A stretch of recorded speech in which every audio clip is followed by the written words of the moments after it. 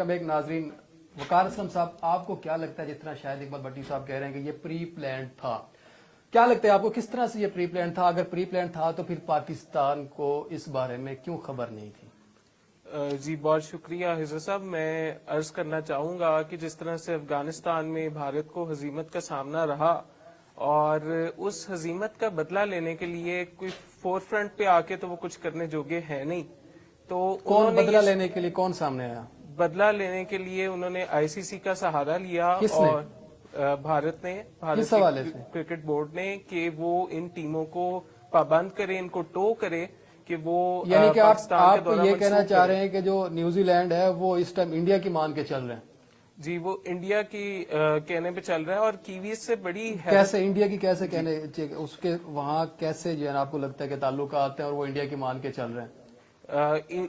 New Zealand के बराह रास्त भारत से कोई ताल्लुकात नहीं है, लेकिन आईसीसी को में क्योंकि जो भारत है वो बहुत एक अपना क्रिटिकल पोजीशन रखता है, तो भारत ने आईसीसी के जरिए जो कीवीज हैं और इंग्लैंड की टीम है और जो आगे ऑस्ट्रेलिया की टीम है, जिस तरह हालिद साहब ने कहा कि ऑस्ट्रेलिया यानी कि आप समझते हैं उन्होंने इतना अपने को मजबूत कर लिया कि वो जो न्यूजीलैंड है, इंग्लैंड है, इनको अपने हाथ में रख लो। आईसीसी यानी कि इस टाइम इंडिया बैठ के चला रहा है। जी, मैं यही कहना चाह रहा हूँ। और इसकी सबसे बड़ी वजह यह है कि इंडिया का वो स्टांस है और इंडिया की वो जो सिग्निफिकेंस बन चुकी है, और इंडिया में जिस तरह कामयाब आईपीएल की सीरीज हुई, पाकिस्तान में तो भी 6th पीएसएल होगा और वो इतने बड़े पैमाने पे भी नहीं है जिस तरह के भारत में होता है, लेकिन इंडिया ने इस तरह से अपना कंट्रोल जो है आईसीसी पे कर लिया और आईसीसी बहुत प्रीजुडिस का शिकार है और वो किसी तौर पे भी एक कहा नहीं जा सकता कि अनबाइस्ड इदारा रह गया है। और रमीज तो आपको लगता है फ्यूचर आईसीसी से पाकिस्तान को निकाल देंगे अगर इंडिया ने चाहा तो? इस तरह तो नहीं निकाला जा सकता, लेकिन ये एक पाकिस्तान के लिए बहुत मतलब एक कोशिश की गई है कि पाकिस्तान की जग हंसाई हो, लेकिन पाकिस्तान की इसमें जग हंसाई इस तरह से नहीं है, क्योंकि पाकिस्तान ने हेड ऑफ द स्टेट के बराबर का प्रोटोकॉल दिया था और इस तरह का प्रोटोकॉल था, इस तरह की सिक्योरिटी थी फूल प्रूफ कि इनफॉलेबल सिक्योरिटी थी कि इस तरह से नहीं कहा जा सकता कि सिक्योरिटी के इंतजाम ना काफी थे।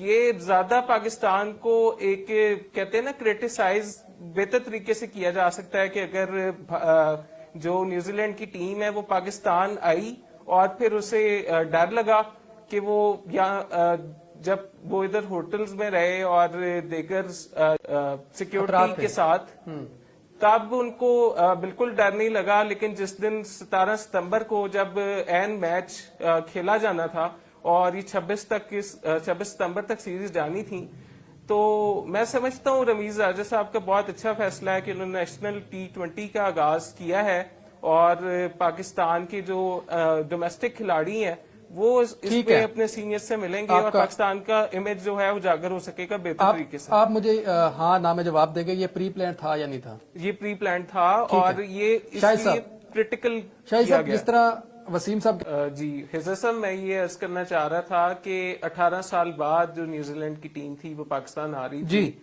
और कीवीज को हम बहुत इज्जत देते हैं और बाइज्जत लोग हैं।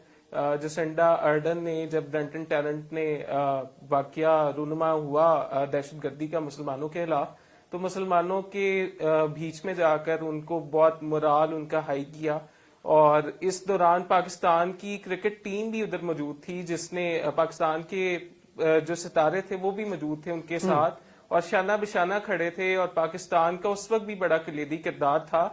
असल में अब इंग्लैंड और ऑस्ट्रेलिया का बैक ऑफ कर जाना उस कदर मैं क्रिटिकल नहीं समझता, क्योंकि ये एक बहुत सब्सटैंशियल इवेंट था कि जब न्यूजीलैंड की टीम पाकिस्तान आ चुकी थी और शायकीन क्रिकेट जो थे वो पुरजोश थे कि ये मैच होने जा रहा है और 26 को इसका फाइनल देखने के लिए बड़े शायकीन की जो तादाद है वो लाइनों में लग के टिकट्स लेती रही।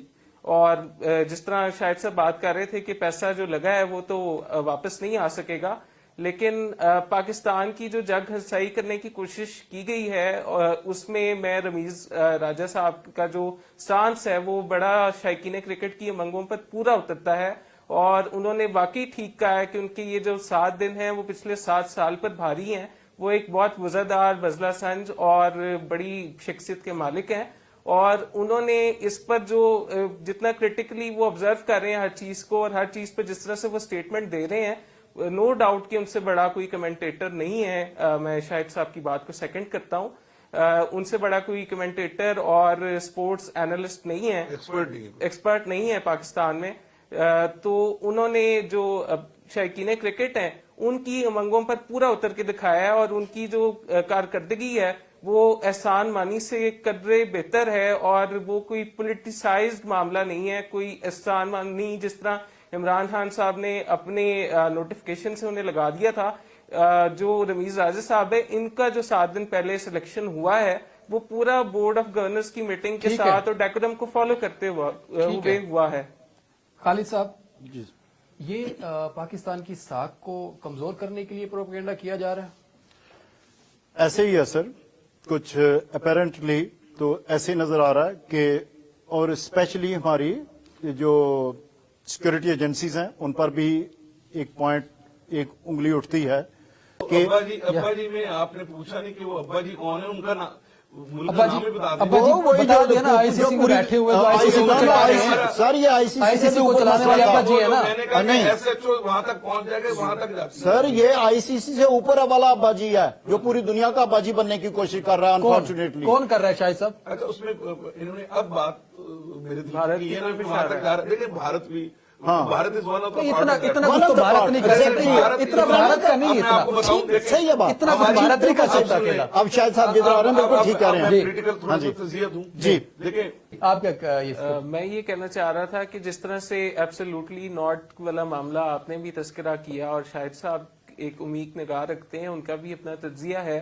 لیکن میں اس زمن میں یہ سمجھتا ہوں کہ عمران خان صاحب کا جو ایبسولوٹلی ناٹ ہے، اس کے بعد جو بائیڈن کا ان کو فون نہیں آ رہا، اس کی سب سے بڑی وجہ یہ ہے کہ انہوں نے بغیر امریکہ، دیکھیں جو ڈپلومیٹک ٹرمز ہوتی ہیں وہ بہت بیک ڈور ڈپلومیسی میں بہت سی باتیں ہو رہی ہوتی ہیں اور وہ ہم آن دی ریکارڈ نہیں کہہ رہے ہوتے. To the point. تو عمران خان صاحب نے وہ جس طرح سے کہا کہ وہ امریکہ اڈے مانگ رہا ہے اور ہم نہیں دینا چاہتے، اس بات سے وہ ڈسٹرب ہیں، اگریسو ہیں.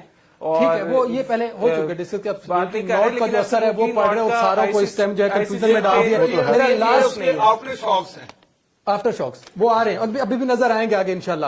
اچھا میرا لاسٹ کوسچن آپ سے، ٹائم بڑا کم ہے، فیوچر کیا دیکھتے ہیں پاکستان کرکٹ ٹیم کا؟